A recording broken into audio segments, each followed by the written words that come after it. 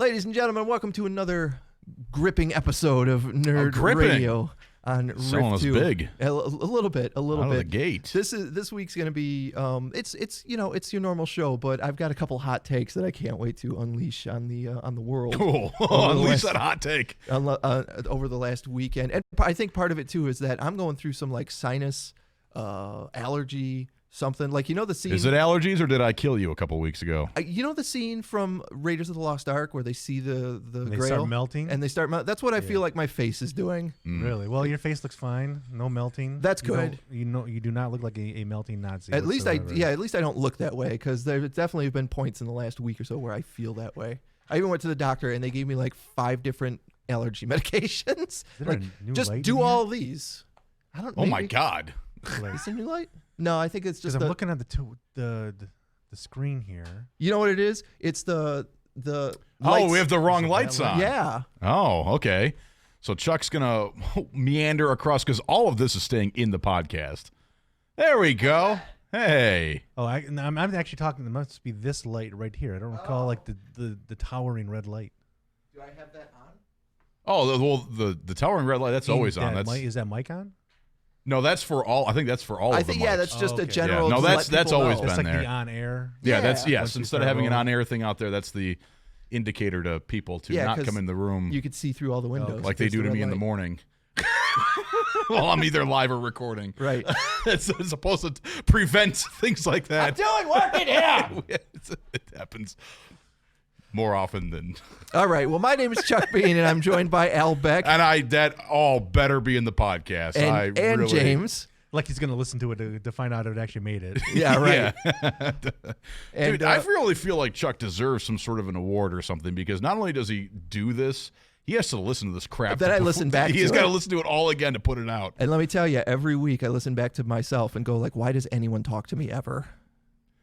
Well, I think that's just your natural my voice, reaction to everything. Because my I voice swear to is God, awful. I say and all the goddamn time. Dude, I feel like when I listen back to how I speak, it sounds like I'm choking on someone's dick, like no joke. Oh my God. There's literally a penis stuck in my mouth, and I'm choking to try to speak with it in there.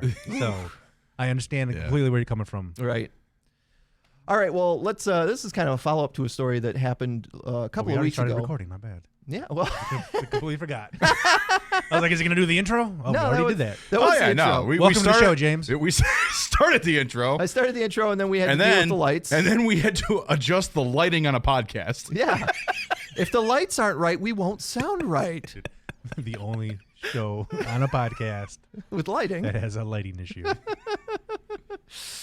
A couple of weeks ago, the movie Joker reached past the $1 billion mark. Is the most profitable rated R movie of all time. And I just saw when I woke up this morning that Todd Phillips is apparently going to be working on a sequel. We're going to get a Joker 2. I don't like part of the that. origin story that you didn't. I don't like that. I thought that movie was really good. And sometimes you just got to leave something alone. Everything is sequels and reboots now, and I think you're going to screw it up if you try and continue. Maybe not. I would love to be proven wrong, because Joaquin Phoenix was phenomenal. The movie was great.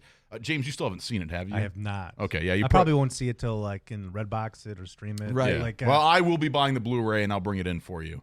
Perfect. To watch it that way. But I don't like that. No, I'm not a fan either. I said when we initially talked about it, it was a fantastic movie. I do not want another one. Yeah. And I'm real. How do you do? And I want to know what people listening to the podcast think about that too, so they can hit us up on social media, sure. Nerd Radio 101, Facebook, Twitter, and Instagram. Yeah. How do you want a Joker 2? Let us know. Right, and like, so part of the whole thing with this movie was making it, making him relatable. You know, being like, okay, well, yeah, sympathetic. He eventually turns into this giant monster, but this is why. This is how bad his life was before. Yeah, sympathetic's a good word for it. Yeah. And like, how do you do that again now that he's already the Joker? Like, I don't want you to try and make the Joker continuously sympathetic while he's doing horrendous things. Right. And like, are they going to continue that angle? Which, if they're going to do that movie, a sequel to that movie, it needs to stay that same angle. The other way they can do it is to make a Joker movie rather than a movie about mental illness with a Joker skin. Right. So now it's a Joker movie. They need to do a movie where it's like you get some of the Batman stuff involved, and he's just make him a monster, make him start, poisoning the water supply and all the stuff he does in the comic books and everything. Just make him an irredeemable monster at that point. But I think the fact that he was, sympathetic character was part of what made that movie provocative and really good. It's sort of like watching the Jessica Jones and seeing the Purple Man as portrayed by David Tennant. Right. He has some moments where you're like, oh, like that's why he's so messed up. Like you don't excuse him, but you feel for him. Right. Like didn't his mom like stab him with scissors or something in that? Like, I mean, like, dude, like your mom stabbed you with scissors. Like that's so messed up, and you feel for him. But then you can read the comic, nothing redeemable about that character. James, did your mom ever stab you with scissors? My mom has never stabbed me with scissors, believe it or not. I always felt like she had spankings on the hiney. She had a good reason. Spankings on the hiney. She told me she did it because she loved me. So I always felt like it was fine. You got the scars to prove it too. Huh? I thought that was just how it worked. I thought, you didn't take the garbage out that one time, and then your mom's like, I've had enough. Who hasn't had a cigarette put out on their thigh? Right? Right? Me? I mean, maybe I've accidentally fallen asleep with something lit in my fingers and it might have burned a part of my body. But so James is loved. Yes. The rest of us are sad. Yep. While we're talking about movies, let's talk about this. Over the last week or so, the hashtag release the Snyder Cut kind of caught fire because most of the people who were in the Justice League movie, like I almost said Brad Pitt, Jason Momoa. Brad Pitt was in the Justice League? No, he was not. Gal Gadot and Ben Affleck all tweeted out released the Snyder Cut of the Justice League movie. I'm not on board. No, because I don't think the Snyder Cut is going to be any better. Because quite honestly, I don't know that Zack Snyder. I don't know that he's made a good movie.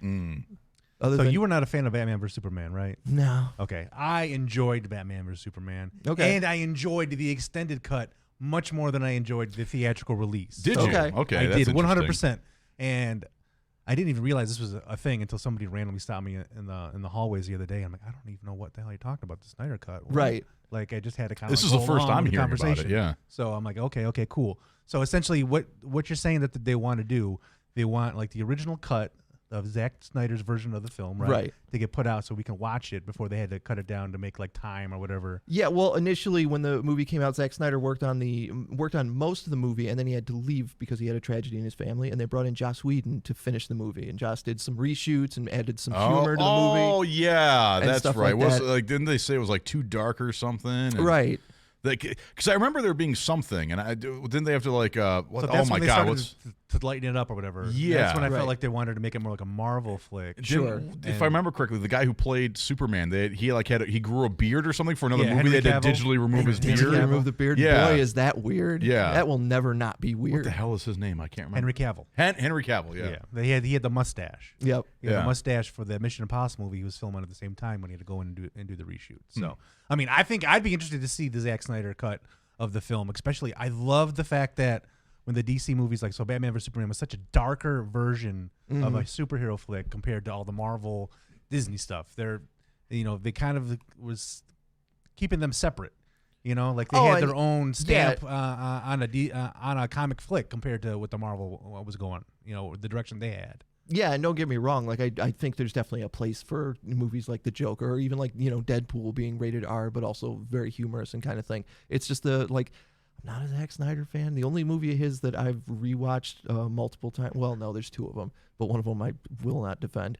The only one I've rewatched multiple times is his remake of the Dawn of the Dead or whatever like that. The zombie movie in the mall, because I think that's really, really good.